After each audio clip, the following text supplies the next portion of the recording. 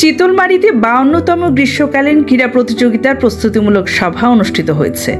অরুণ কুমার সরকারের পাঠানো তথ্য ও ভিডিওতে দেখুন বিস্তারিত। বাগেরহাটের চিতলমারী উপজেলায় 52তম গ্রীষ্মকালীন ক্রীড়া প্রতিযোগিতা 2025-এর প্রস্তুতিমূলক সভা অনুষ্ঠিত হয়েছে। বুধবার সকাল 10টায় উপজেলা অডিটোরিয়াম মিলনায়তনে উপজেলা মাধ্যমিক শিক্ষা অফিসার মোহাম্মদ মফিজুর রহমানের সভাপতিত্বে এই সভা অনুষ্ঠিত হয়। প্রধান অতিথি হিসেবে বক্তব্য রাখেন উপজেলা নির্বাহী অফিসার মোহাম্মদ সাজ্জাদ হোসেন। বিশেষ অতিথি ছিলেন চিতলমারী নবাগত বিএনপির সভাপতি মোহাম্মদ মমিনুল হক টুলু বিশ্বাস।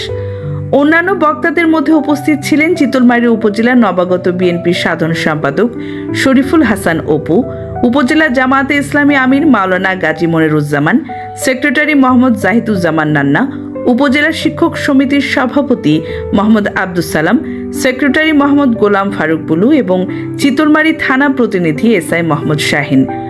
অনুষ্ঠানটি সঞ্চালনা করেন উপজেলা একাডেমিক সুপারভাইজার প্রদীপ কুমার ভৌমিক। উল্লেখযোগ্য, আগামী 21, 22 ও 24 সেপ্টেম্বর 2025 তারিখে উপজেলা পরিষদ ও এ.কে ফয়জুল হক সরকারি প্রাথমিক বিদ্যালয় মাঠে গ্রীষ্মকালীন ক্রীড়া প্রতিযোগিতা অনুষ্ঠিত হবে।